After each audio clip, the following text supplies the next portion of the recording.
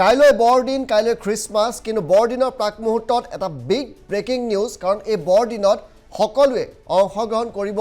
নোৱাৰিব মিচিং জনগোষ্ঠীয়ে এইবাৰৰ বৰদিনত অংশগ্ৰহণ কৰিব নোৱাৰিব মিচিং জনগোষ্ঠীৰ ফালৰ পৰা এই নিৰ্দেশ জাৰি কৰা হৈছে আমি বিগৰ আৰম্ভণিতে এটা ডাঙৰ খবৰ আপোনালোকলৈ লৈ আহিছোঁ মিচিং জনগোষ্ঠীৰ কোনো লোকেই এইবাৰ বৰদিনত অংশগ্ৰহণ কৰিব নোৱাৰিব বৰদিনক লৈ ফটোৱা জাৰি কৰা হৈছে বৰদিনত যদি কোনোবাই অংশগ্ৰহণ কৰে তেনে মিচিং সমাজৰ পৰা তেওঁলোকক বহিষ্কাৰ কৰা হ'ব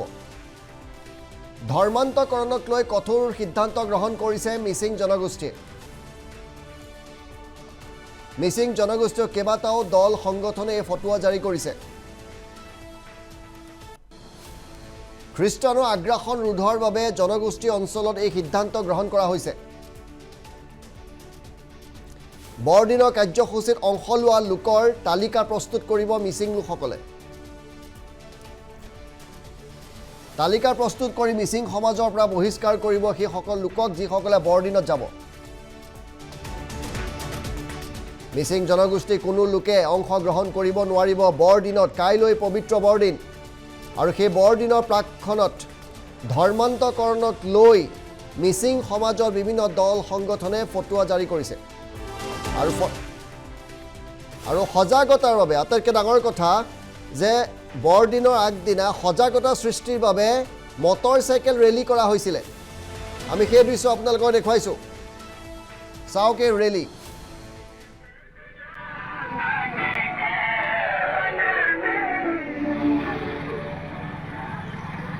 কোনো মিচিং জনগোষ্ঠীৰ কোনো লোক যাতে বৰদিনত নাযায় তাৰ বাবে সজাগতা সৃষ্টি কৰা হৈছে উত্তৰ অসমত বৰদিনত অংশগ্ৰহণ কৰিব নোৱাৰিব সজাগতা সৃষ্টিৰ বাবে এইদৰে বাইক ৰেলী কৰা হৈছে আমি দেখিছোঁ বহু মিচিং লোকক বিভিন্ন প্ৰলোভন দি বিভিন্ন কৌশলৰে খ্ৰীষ্টান ধৰ্মলৈ ধৰ্মান্তৰিত কৰাৰ অভিযোগ উঠি আহিছে জাগৰণ সৃষ্টি কৰাৰ বাবে ঢকুৱাখানাত এই বাইক ৰেলী ধেমাজিৰ মাছখোৱা ঢকুৱাখানাত ব্যাপক প্ৰচাৰ চলোৱা হৈছে আৰু 31 ডিচেম্বৰলৈকে বাইক ৰেলীৰে সজাগতা সৃষ্টিৰ প্ৰয়াস চলোৱা হৈছে মিচিং গাঁওসমূহত এটা ডাঙৰ খবৰ প্ৰথমবাৰলৈ অসমত এনে হৈছে প্ৰথমবাৰলৈ অসমত এটা জনগোষ্ঠীয়ে বৰদিনত যাতে কোনো যাব নোৱাৰে তাৰ বাবে সিদ্ধান্ত গ্ৰহণ কৰিছে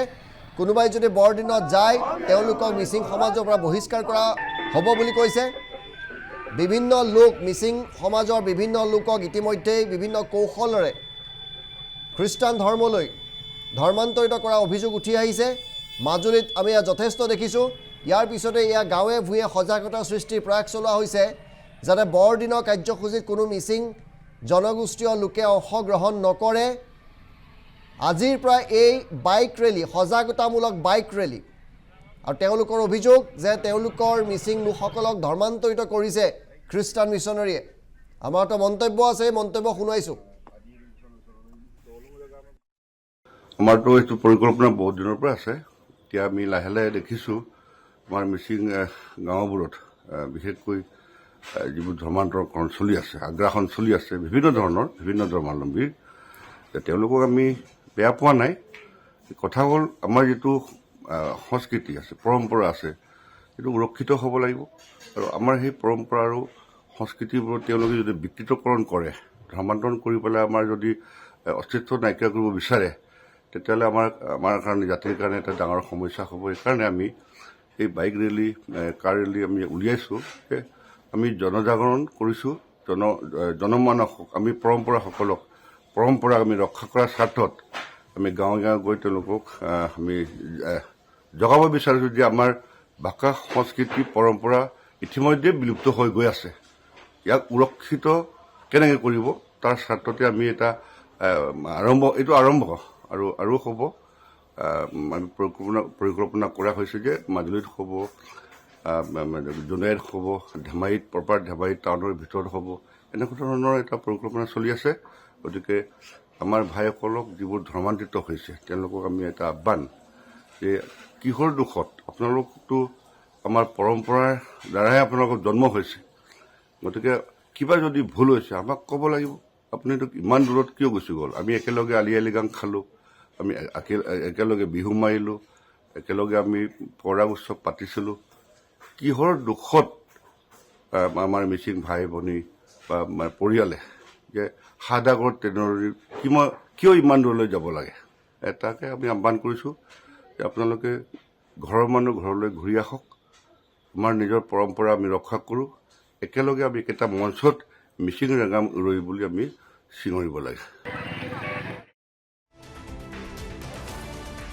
মিচিং সমাজৰ এই সিদ্ধান্তক, মিচিং সমাজৰ এই যি সিদ্ধান্ত সজাগতাক সমৰ্থন জনাইছে বিজেপিয়ে। বিজেপিৰ সভাপতি ভৱেশ কলিতাই এই প্ৰচেষ্টাক শলাগ লৈছে আৰু সমৰ্থন জনাইছে মিচিং সমাজলৈ।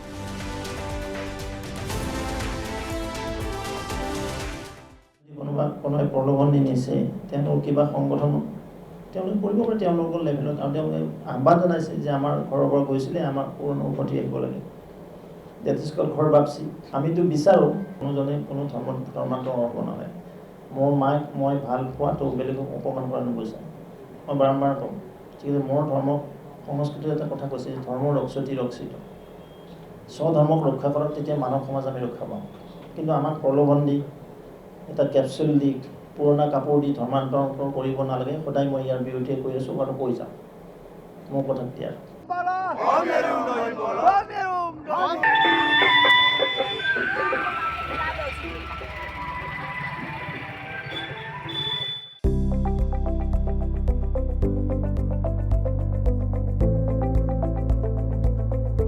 NB নিউজ, সহজ সৰল ভাষাত